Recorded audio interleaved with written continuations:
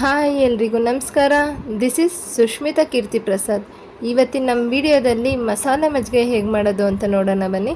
So welcome to Sukhi YouTube channel.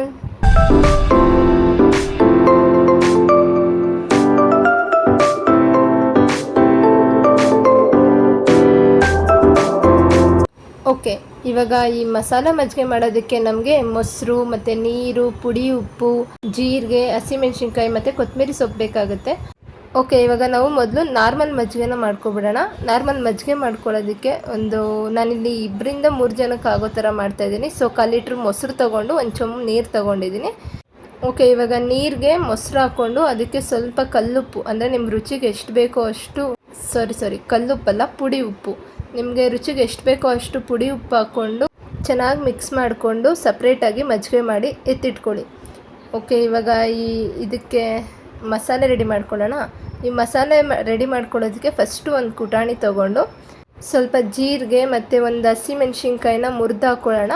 ಮತ್ತು ಕೊತ್ತಂಬರಿ ಸೊಪ್ಪು, ಒಂದು ಅರ್ಧ ಹಿಡಿಯಷ್ಟು ಕೊತ್ತಂಬರಿ ಸೊಪ್ಪನ್ನ ಕೈಯಲ್ಲೇ 1-2-3 ತುಂಡು ಮಾಡಾಕಿ, ಇದನ್ನೆಲ್ಲ ನಾವು ಫಸ್ಟು ನೀರು ಹಾಕ್ತಿಲ್ಲ, ಸ್ವಲ್ಪ ತರ್ತರಿಯಾಗಿ ಜಜ್ಜಿಟ್ಕೋಬೇಕಾಗುತ್ತೆ. ದಯವಿಟ್ಟು ನಾನು ಹೇಳ್ತಾನೆ ಇದ್ದೀನಿ, ಈ ಬೇಸಿಗೆಗೆ ಬಾಡಿನ ಡಿಹೈಡ್ರೇಟ್ ಮಾಡ್ಕೊಳ್ಳೋಕೆ ಹೋಗಬೇಡಿ.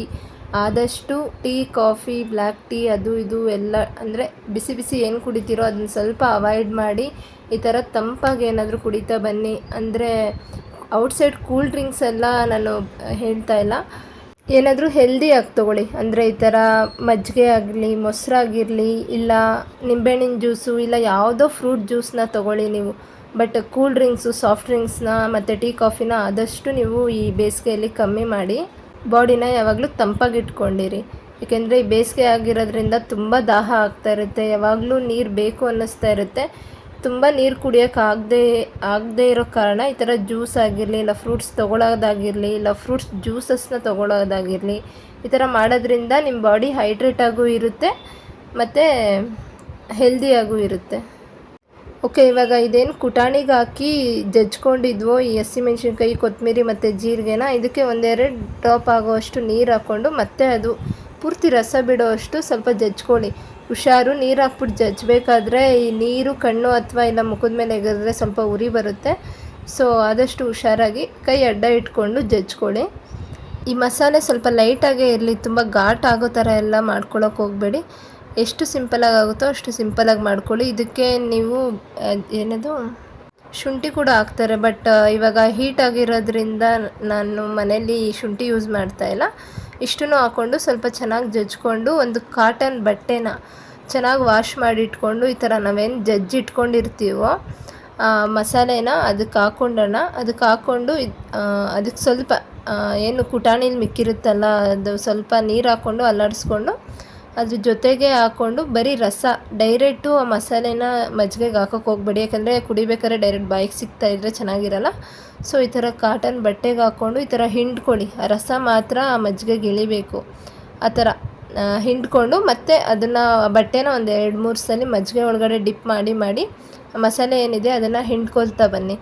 ಈ ಥರ ಹಿಂಡ್ಕೊಂಡಾದಮೇಲೆ ಈ ಮಜ್ಜಿಗೆನ ಸ್ವಲ್ಪ ಇನ್ನೂ ಉಪ್ಪು ಮತ್ತು ನೀರನ್ನ ನೋಡಿಕೊಂಡು ಎಷ್ಟು ಬೇಕೋ ಅಷ್ಟು ಹಾಕ್ಕೊಂಡು ಚೆನ್ನಾಗಿ ಈ ಥರ ಮಿಕ್ಸ್ ಮಾಡ್ಕೊಳ್ತಾ ಬನ್ನಿ. ಓಕೆ, ಇವಾಗ ನಾನು ಇದಕ್ಕೆ 1-2 ಐಸ್ ಕ್ಯೂಬ್ ಕೂಡ ಹಾಕ್ತಾಯಿದ್ದೀನಿ. ಯಾಕಂದರೆ ತಣ್ಣಗಿದ್ರೆ ಮಸಾಲೆ ಮಜ್ಜಿಗೆ ಇನ್ನೂ ಸ್ವಲ್ಪ ಟೇಸ್ಟ್ ಚೆನ್ನಾಗಿರುತ್ತೆ. ಹಾಗಾಗಿ 1-2, ಜಾಸ್ತಿ ಯೂಸ್ ಮಾಡ್ತಾಯಿಲ್ಲ, 1-2 ಆಗೋವಷ್ಟು ಐಸ್ ಕ್ಯೂಬ್ನ ಹಾಕೋತಾ ಇದ್ದೀನಿ. ಮತ್ತು ಸರ್ವ್ ಮಾಡಬೇಕಾದ್ರೆ ಇದ್ರ ಜೊತೆಗೆ ಒಂದೇ ಒಂದು ಚಿಕ್ಕ ಐಸ್ ಕ್ಯೂಬ್ ಹಾಕ್ಕೊಂಡು ಈ ರೆಡಿ ಮಾಡ್ಕೊಂಡಿರ್ತೀವಲ್ಲ ಮಸಾಲ ಮಜ್ಜಿಗೆ, ಇದನ್ನು ಹಾಕ್ಕೊಂಡು ಇದ್ರ ಮೇಲೆ ಸ್ವಲ್ಪ ಡೆಕೋರ್ ಮಾಡೋದಕ್ಕೆ ಒಂದೇ ಒಂದು ಕೊತ್ತಂಬರಿ ಸೊಪ್ಪನ್ನ ಇಟ್ಟು ನಾನು ಡೆಕೋರ್ ಮಾಡಿಕೊಟ್ಟೆ. ಮಜ್ಜಿಗೆ ಲೈಟ್ ಗ್ರೀನಲ್ಲಿ ಎಷ್ಟು ಚೆನ್ನಾಗಿ ಕಾಣಿಸ್ತಿತ್ತು ಅಂದರೆ, ನೀವು ಮನೇಲಿ ನಿಜವಾಗ್ಲೂ ಈ ಸಮ್ಮರ್ಗೆ ಒಂದ್ಸಲ ಟ್ರೈ ಮಾಡಲೇಬೇಕು. ತುಂಬ ಈಸಿ. ನಾರ್ಮಲ್ ಮಜ್ಜಿಗೆ ಮಾಡೋ ಬದಲು ಈ ಥರ ಒಂದ್ಸಲ ಟ್ರೈ ಮಾಡಿ ನೋಡಿ, ನಿಜ ತುಂಬ ಇಷ್ಟ ಆಗುತ್ತೆ ನಿಮಗೆ. ಸೊ ಇದಾಗಿತ್ತು ಇವತ್ತಿನ ನಮ್ಮ ವಿಡಿಯೋ. ನೆಕ್ಸ್ಟ್ ವಿಡಿಯೋದಲ್ಲಿ ಸಿಗ್ತೀನಿ ನಾನು. ಬಾಯ್ ಬಾಯ್.